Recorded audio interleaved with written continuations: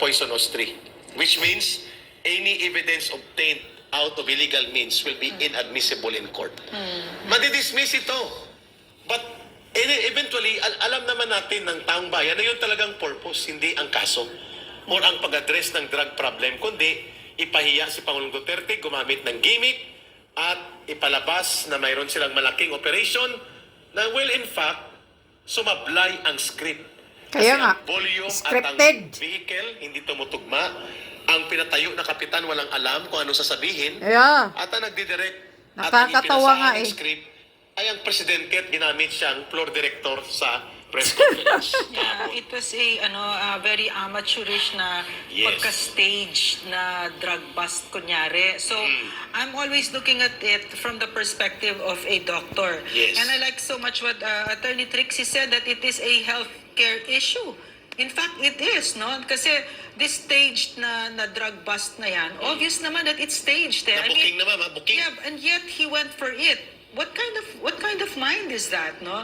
In my opinion, you know what it is? It is a mind. I can put it together. It's a mind of someone who's been in chronic abuse of cocaine. It's possible. It's clearly possible, di ba? Chronic abuse. Drug test siya kasi yung health issue na ito, yan ang karapatan ng Pilipino malaman. Correct. Sino ba itong namumuno sa amin at dinadala tayo sa kung saan-saan? Because our lives are intimately linked to the decisions Of the that this president makes, no? Exactly. And not just us, but our children and our children's children and the destiny of this Correct. country. So now he's bringing us to war, and I'm thinking, and all of these terrible decisions like that comical na drug bust, no?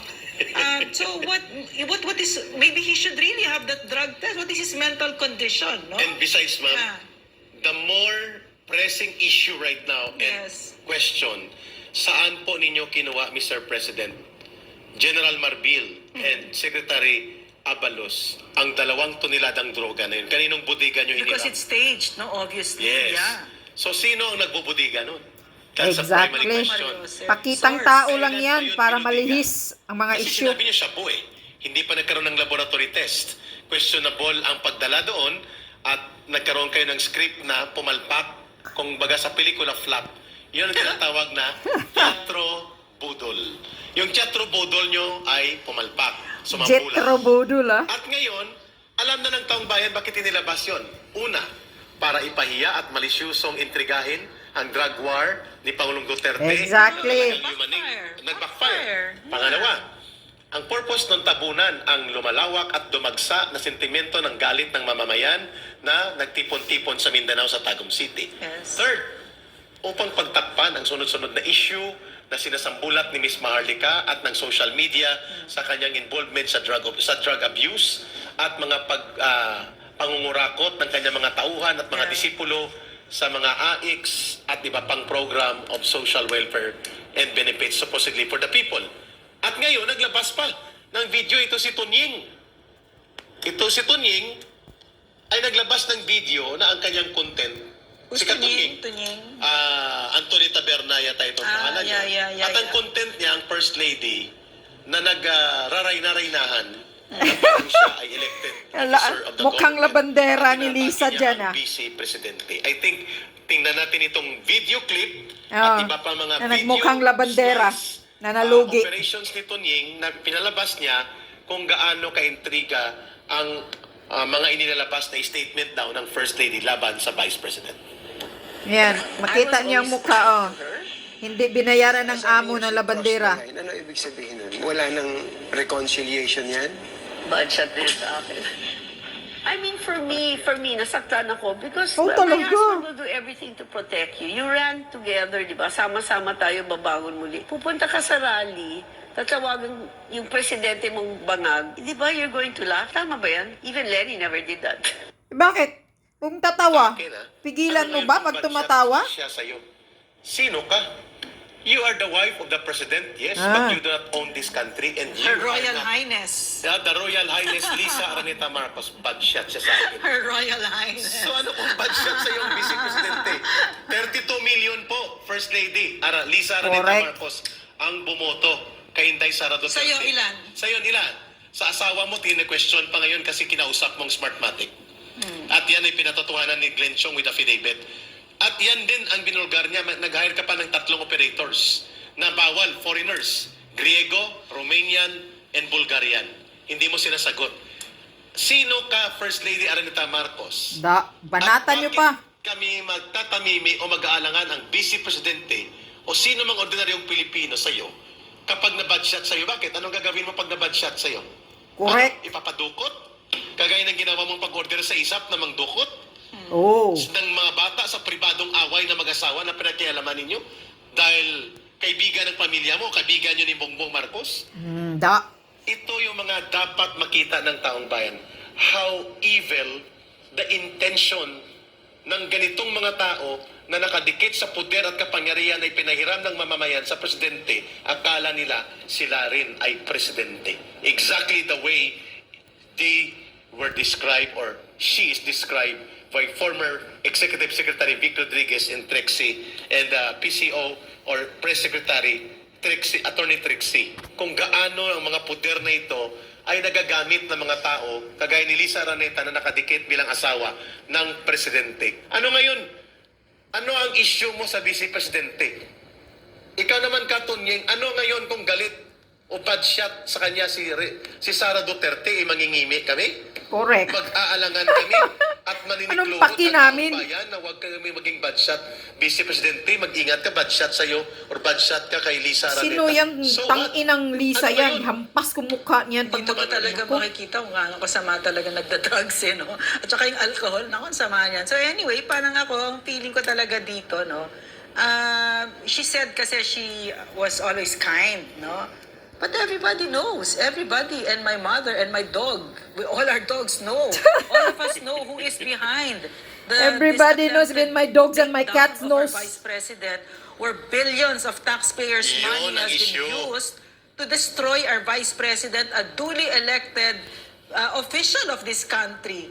And we know that you are behind it, Kasi, Lisa Araneta ma'am, Marcos. kasi Da, bad no. shot sa kanya. Yeah, and it's not ano kasi we try to make it seem as if the president is separate from her, but we don't think so. We think that all of this has meron itong basbas ni Bongbong Marcos, Of course. no? Iisa yung dalawang yan. So, and you say that it upsets you when people call your husband bangag.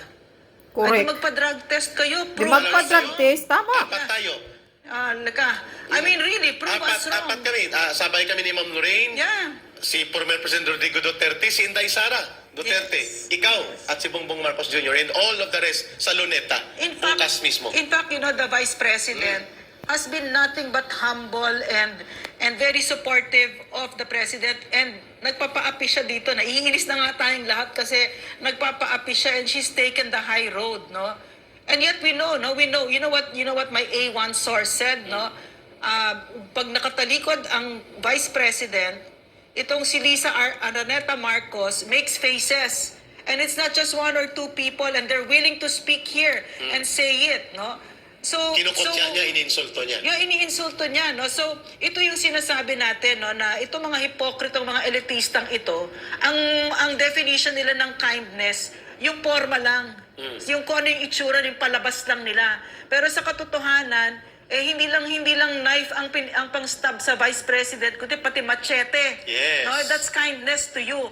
Pag yung mga baho ninyo, ginagawa ninyo sa dilim. Yeah. Pero alam namin kung ano yun. Ma'am, Yes. in the remaining minutes na mayroon kami ngayong araw dito sa Pilipinas nating mahal, ito pong sinasabi natin.